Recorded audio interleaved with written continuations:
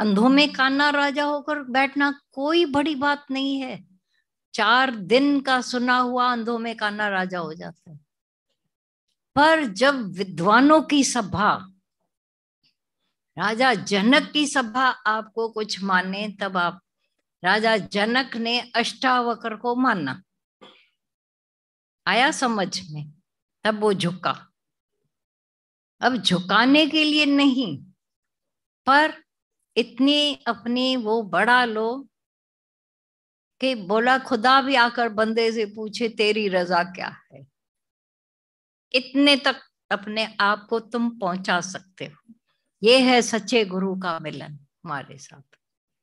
सच्चा गुरु वहां तक पहुंचा सकता है जो भगवान नहीं पहुंचा सकेगा। But by me no one reach unto God but by me, ये क्राइस्ट साहब ने बोला है। क्राइस्ट को भी देखकर औरों को बहुत ऐसा, ये ऐसा क्यों करता है वैसा, तो बोला तो भी तुम मेरे सिवाय भगवान तक नहीं पहुंच जाओ पाओगे। मिलना है भगवान से तो मिल पहले दरबान से। ये दरबान की इतनी जरूरत है जो भगवान तक पहुंचाकर बीच में से निकल जाता है, फिर उसका खुदा होकर नहीं बैठता है। वो मिलाना था दरबान को भगवान से, फिर उसका बनता नहीं है कुछ भी कि मेरे को सलामी भरता रहो, क्योंकि दरबान को पता है जो आए हैं भगवान से मिलने, तो मुझे भी तो भगवान से मिलना है, नहीं तो मेरा अधूरा काम। दरबानगिरी कितने समय तक। ब्रह्मज्ञानी आप परमेश्वर है, उसमें तो दोनों ही हैं। एक तरफ भगवत भाव है स्वभाव, दूसरी तरफ वो साकार का भाव। साकार जो निराकार से मिला है, दोनों ही उसमें है। ब्रह्मज्ञानी की तो ये बड़ाई है कि एक तरफ वो खुद साकार दिख रहा है, लेकिन माना में मौला, नाले में आदमी दिख रहा है आदमी होकर, लेकिन वो पूरा मौला परमात्मा के साथ, निराकार के साथ मिलाकर ऐसा एक कर देता है। अब वो बीच में साकार का जो एक इज्जत प्यार, वो चाहता ही नहीं है। मेरे निराकार रूप को तुम लोगों ने पकड़ लिया, बाय मन मेरे सहयोग से, अब निराकार को पकड़कर लाड में लुटते रहो। इसीलिए दादा भगवान के पास, गीता भगवान के पास मनुष्य पूजा नहीं थी, देह पूजा नहीं थी। आओ तो मेरे को पांव पड़ो।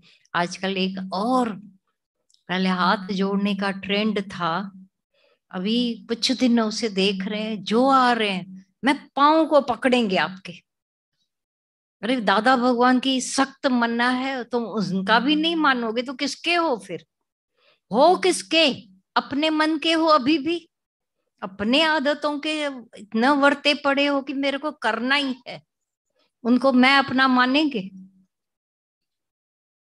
उनमें विश्वास रख सकते हैं जो मेरे गुरु की बात नहीं समझना चाहते हैं, सुनना चाहते हैं? पाँव तो पढ़ना ही है, मेरे को पाँव पढ़ने दो। और जब तक ना करे हाथ पकड़ लेते हैं पाँव को, और हम पर ये बोझा चढ़ाते जाते हैं। मना ज्ञान के लिए तो कोई आया नहीं, सत्संग के लिए कोई आया नहीं, शॉर्टकट चाहते हैं। हाथ पाँव को रखा ना, हो सकता है मेरे को सिर पर हाथ रखे मेरा काम हो जाए। अरे वो ऐसा कुछ तुम भाव पूर्वक आते हो जहां से वो काम हो जाता है। ये जोरी का सौदा नहीं है। भले गुरु के, ब्रह्मज्ञानी के सिवाय, साकार के सिवाय निराकार तक नहीं पहुंच सकते हैं, जस्ट इम्पॉसिबल है, जस्ट इम्पॉसिबल। पर ऐसा सच्चा गुरु हमें जब मिल जाता है तो बोला दिन रात उसके पीछे उस सच को पाना। बीच में ये चटके पैसाली बातों में मन नहीं रुंभाना। तब जो क्राइस्ट बोलता है, जो दादा भगवान बोल रहे हैं, कितनी बहुत सूक्ष्मता वाली बातें बोल रहे हैं, और डेली लाइफ की, तब जाकर अपने आप को पकड़ लेते हो। क्योंकि अपने आप को पकड़ने के सिवाय, बच्चा अपने को पकड़ता है तो परछाई को पकड़ा, परछाई के पीछे पड़े थे हम, हाथ में ही नहीं आती थी। ये सारा संसार परछाई की तरह हमारे हाथ में ही नहीं आ रहा था। और जब से इन्हें दुखोया हो गए, नहीं चाहिए कुछ भी इस पूरी सृष्टि में से। तुमको माल, असबाब, धन, पदार्थ, इच्छा, इज्जत, जो भी इज्जत, मोटी मोटी बुद्धि से तुम बोलते मुझे तो धन नहीं चाहिए, इज्जत तो चाहिए। एक आया दादा भगवान को, बोला दादा मेरे बेटे को समझाओ, चार आना तो इज्जत देवे मेरे को। सत्संगी था। दादा ने बोला चार आना क्या 100 आना मिलेगी, पर गई कैसे है तुम्हारी इज्जत?